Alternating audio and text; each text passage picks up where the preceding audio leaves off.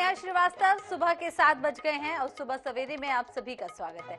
चलिए बुलेटिन की शुरुआत मध्य प्रदेश की खबरों के साथ कर लेते हैं। मध्य प्रदेश में चुनावी माहौल है, ऐसे में सबसे कम वोटिंग वाली सीटों का जिक्र लाजमी है। खास बात यह भी है कि कम वोटिंग से बीजेपी और कांग्रेस दोनों को ही फायदा हुआ था। देखिए इस खास रिपोर्ट में। वोटिंग से किसे फायदा? पिछले चुनाव में अलग ट्रेंड दिखा। साल 2018 के विधानसभा चुनाव के दौरान एमपी में सबसे कम मतदान ग्वालियर चंबल के जिलों में हुआ।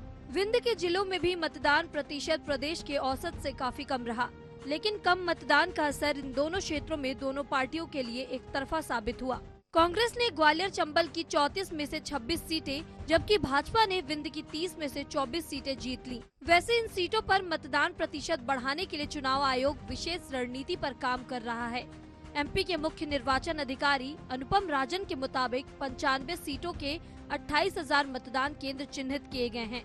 पता लगाया जा रहा है कि यहाँ मतदान कम रहने का क्या कारण है। 2018 में प्रदेश में सबसे ज्यादा 89.13% वोटिंग रतलाम की सैलाना सीट पर हुई थी। पिछली बार 75 सीटें ऐसी थीं जहां मतदान 80% से अधिक था, जबकि 55 सीटें ऐसी थीं जहां 75 से 80% के बीच मतदान हुआ था। Bureau report INS 24/7 Bhopal.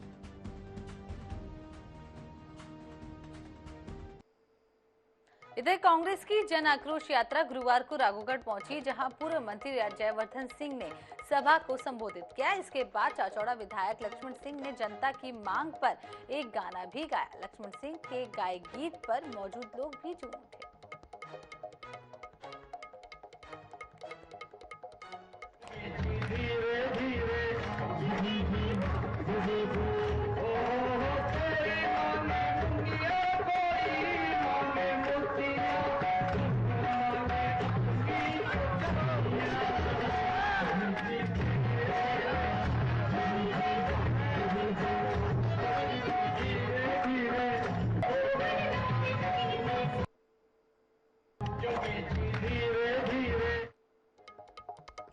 Mandsaur में उज्जैन की महाकालेश्वर की तर्ज पर भगवान पशुपतिनाथ कॉरिडोर का निर्माण होने जा रहा है। शिवराज सरकार ने इसके लिए 25 करोड़ की राशि जारी कर दी है।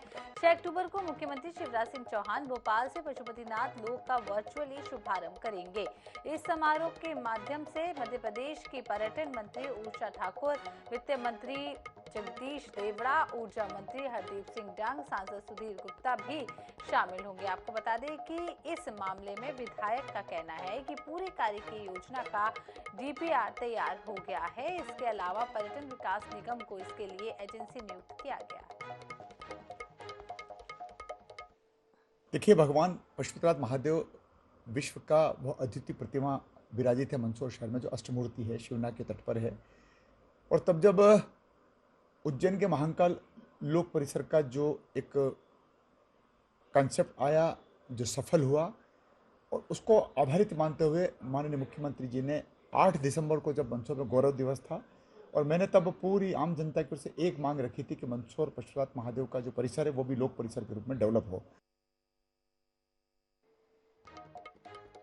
केंद्रीय कृषि मंत्री नरेंद्र सिंह तोमर गुरुवार को दतिया पहुंचे, जहां तोमर ने नोनेर गांव में 350 करोड़ से बनकर तैयार हुए वेटनरी कॉलेज और फिशरिंग कॉलेज का लोकार्पण किया। इस मौके पर गृह मंत्री नरोत्तम मिश्रा भी कार्यक्रम में शामिल हुए। कार्यक्रम में केंद्रीय कृषि मंत्री ने केंद्र सरकार की योजनाओं का बखान किया। तोमर ने कहा है कि मोदी जी के नेतृत्व में हिंदुस्तान हर क्षेत्र में तरक्की कर रहा है। कोशिश भी कर रहे हैं और सफल भी हो रहे हैं, क्योंकि हमारा देश आज दुनिया में साथ वाला देश बन गया है, दुनिया को मदद करने वाला देश बन गया है। एक ये कृषि महाविद्यालय है, हमारा फिशरी सेंटर है, पशुओं का ये अस्पताल मध्य प्रदेश में सबसे उत्कृष्ट श्रेणी का ये अस्पताल होगा हमारे यहाँ पर। इधर मध्य प्रदेश में होने वाले विधानसभा में इस बार 22 लाख नए मतदाताओं के शामिल होने पर केंद्रीय कृषि मंत्री नरेंद्र सिंह तोमर ने कहा है कि मतदाता भारत के भविष्य को देख रहे हैं और नया मतदाता विकसित भारत का नागरिक बनना चाहता है। इसलिए वो पीएम नरेंद्र मोदी के फैन है। इसलिए इस बार वो भारतीय जनता पार्टी को प्रचंड बहुमत से जीत दिलाएंगे। वहीं केंद्रीय मंत्री नरेंद्र सिंह तोमर ने कांग्रेस की ओर से प्रत्याशियों की लिस्ट जारी न होने पर भी चुटकी ली है। उन्होंने कहा है कि कांग्रेस को सूची तैयार करना है, लेकिन उनके यहाँ झंडा का ज्यादा हो रही है और इसी वजह से जल्द ही सूची नहीं आ पा रही है। मतदाता भारत के भविष्य को देख रहा है। नया मतदाता चांद के बाद सूरज पर पहुंचना चाहता है। नया मतदाता विकसित भारत का नागरिक बनना चाहता है। इसलिए वो नरेंद्र मोदी का फैन है और नरेंद्र मोदी की अपील पर भारतीय जनता पार्टी को जिताएगा।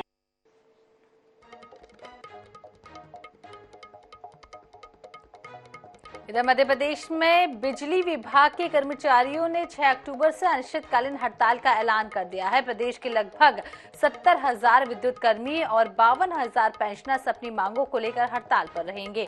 United forum for power employees and engineers के मुताबिक हड़ताल से व्यवस्था चरमरा सकती है। संगठन की माने तो पावर मैनेजमेंट कंपनी से कर्मचारी संगठनों की बात बेनतीजा रही है। बंद नहीं है, कल से पूरी हड़ताल है। काम भी पूरे बंद रहेंगे। हमारे तीनों संगठनों द्वारा अपने सभी वर्गों के मुद्दों के लिए 29 तारीख को नोटिस दिया गया था, लेकिन किसी भी कल तक तो नहीं बुलाया। आज जरूर कल और आज में 3 दौर की वार्ता एमडी, एमपीपी, एमसीएल से हो चुकी है, लेकिन उसमें कोई निष्कर्ष नहीं निकला है। तो हमारी जो इंडेफिनिट स्ट्राइक कल से है वो बिल्कुल होगी और उससे अब विद्युत अव्यवस्थाएं भी पूरे मध्य प्रदेश में विधानसभा चुनाव में चंद महीने बचे हैं। ऐसे में बुनियादी सुविधाओं के मुद्दे तेजी से उछाल जाने लगे हैं। वहीं आपको बता दें कि खस्ताहाल सड़कों को लेकर कांग्रेस ने नरेला विधानसभा क्षेत्र में बोगदा पुल पर प्रदर्शन किया। कांग्रेस कार्यकर्ताओं ने सड़क पर मौजूद गड्ढों में बेशर्म का पौधा लगाया। हालांकि महापौर के मुताबिक खराब सड़कों को दुरुस्त करने का काम 15 अक्टूबर तक शुरू किया जाएगा।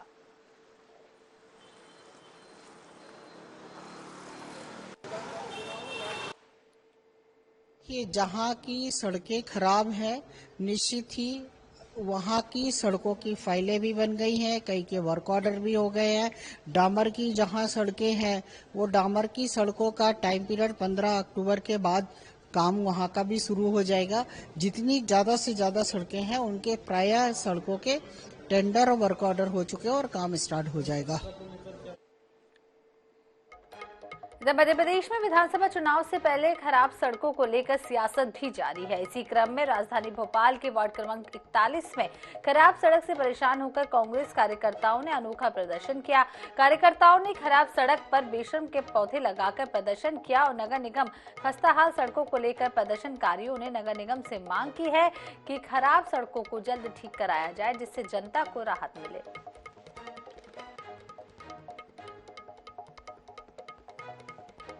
भोपाल में खराब सड़कों को लेकर एक अनोखा प्रदर्शन किया जा रहा है। आप देख सकते हैं तस्वीरों में कांग्रेस के कार्यकर्ताओं द्वारा बोगदा पुल के वार्ड नंबर 41 पर जो है बेशर्म के पेड़ लगाकर जो है अनोखा प्रदर्शन किया जा रहा है। लगातार देख सकते हैं कि सड़कें जो है वार्ड क्रमांक 41 की सड़क लगातार खराब है। इन सड़कों को लेकर यह प्रदर्शन किया जा रहा है। उनसे बात कर जाएंगे। बेशर्म का पेड़ लगाए आपने, क्या वजह है? ये बेशरम का पेड़ इसलिए लगाया है कि सरकार सोई हुई हो, मंत्री भी सोए हुए हैं। यहाँ 3 भूमि पूजन हो गए। बाग दिलखुशा और बाग फरत अफजा की सड़क उखड़ी पड़ी हुई है, इसका पुरसाने हाल नहीं है। आचार संहिता लगने वाली है। हम 3 मरतबा इस सड़क का भूमि पूजन हो गया। मैं माननीय मंत्री जी से निवेदन करना चाहता हूँ, नगर निगम से निवेदन करना चाहता हूँ कि इस रोड का काम शुरू करिए, नहीं तो आने वाले विधानसभा चुनाव में यहाँ की जनता आपको इसका जवाब जरूर देगी। यहाँ के लोग परेशान हो रहे हैं, लोग निकल नहीं सकते। असुविधा में यहाँ से बच्चों का निकलना है, एक पूरा रास्ता है, हमारा फाटक बंद कर दिया गया। उसके बाद आज हमने बेशरम के पेड़ लगा के इस सोई सरकार के मंत्री को जगाने का काम किया है।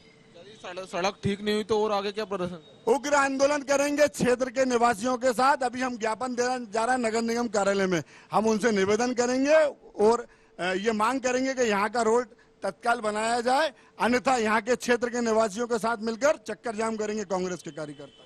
खराब सड़कों को लेकर जो है नगर निगम कमिश्नर को ज्ञापन सौंपा जाएगा कि सड़कें ठीक किया जाए, लेकिन सड़कें ठीक नहीं की गई तो उग्र आंदोलन की भी इन्होंने चेतावनी दी है। कैमरामैन विपिन के साथ सनी मालविया, INS न्यूज भोपाल। भोपाल में होम्योपैथी, आयुर्वेद और यूनानी 1500 से ज्यादा छात्र गुरुवार को भी आंदोलन जारी रख रहे हैं और ये छात्र स्टाइपेंड में CPI प्रावधान, नवीन पद, नियमित शैक्षणिक गतिविधियों, सवेतन, मेडिकल अवकाश समेत 6 सूत्रीय मांगों को लेकर आमरण अनशन कर रहे हैं। छात्रों का कहना है कि आयुष छात्रों के साथ भेदभाव किया जा रहा है।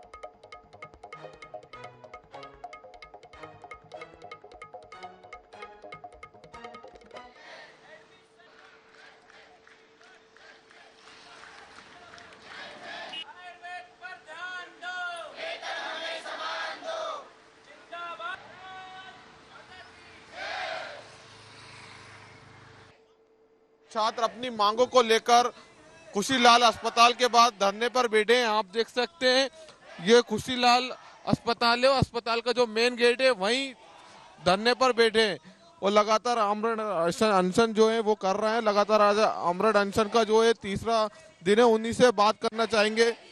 जी बताएं क्या मांगे हैं आपकी? जी हमारी 4 सूत्रीय मांगे हैं जिसको लेकर हम विगत 26 तारीख से बैठे हुए हैं और आमरण अनशन पे पिछले 3 दिन से बैठे हुए हैं और अभी तक कोई भी सकारात्मक रवैया हमें नहीं दिखा है। हमारी 4 सूत्रीय मांगों में पहला मुद्दा हमारा स्टाइपेंड को लेके है कि उसको समकक्ष करके CPI से लिंक किया जाए, जो कि हमारी NCISM जो हमारी मुख्य बॉडी है और जो गवर्न करती है उसकी भी ये गाइडलाइन है। उसके बावजूद राज्य सरकार इस पर कोई भी सकारात्मक रवैया नहीं अपनाई है, न तो इसके विषय में अभी तक कोई कार्य किया है। दूसरी मांग हमारी यूनिवर्सिटी को लेके है कि हमारी 1.5 साल से लेकर 2 साल तक हमारा बैच लेट है, हमारा सत्र लेट है। हमारे साथ वाले जो अन्य पैथी में जैसे एलोपैथी के हैं उनके एग्जाम हो चुके हैं, उनके रिजल्ट हो चुके हैं, वो डॉक्टर बन चुके हैं और हम अभी भी यहाँ पे बैठे हुए हैं, हड़ताल पे धरने पे बैठे हुए। तीसरी मांग हमारी PSC को लेके है, जो कि हमारी ये डिमांड है कि उसको रेगुलर लाया जाए। 4-4, 7-7 सालों में PSC आती है और एक साथ पदों को निकाल देते हैं, उसमें भी इन्होंने बोनस अंक दे दिए हैं। और हमारी चौथी मांग मेडिकल लीव को लेके है, क्योंकि अगर किसी बच्चे की तबीयत खराब होती है और आप उसका वेतन काट लेते हैं, आप उसकी स्टाइपेंड काट लेते हैं। को लेकर आयुष मंत्री या किसी अधिकारी से बातचीत हुई है? जो मंत्री जी हैं हमारे वो तो किसी चीज़ पे रिस्पॉन्ड कर ही नहीं रहे हैं। मंत्री जी से मिलने के लिए बार बार हम कोशिश कर रहे हैं पर वो छात्रों को अपना समय ही नहीं दे रहे हैं। मंत्री जी का कोई सकारात्मक रिस्पॉन्स नहीं है। आप आगे क्या करेंगे यदि मांग पूरी नहीं हुई तो? अभी तो हम आमरण अनशन पे बैठे हैं, अगर आगे भी कुछ नहीं होता है तो हम इससे भी ठोस कदम उठाएंगे। छात्र बता रहे थे जब तक मांग पूरी नहीं होगी तब तक ये हड़ताल जारी रहेगी। कैमरामैन विपिन के साथ सनी मालविया, INS न्यूज भोपाल। यहाँ रुकते एक और छोटे से ब्रेक के लिए और ब्रेक के बाद जल्द हाजिर होंगे।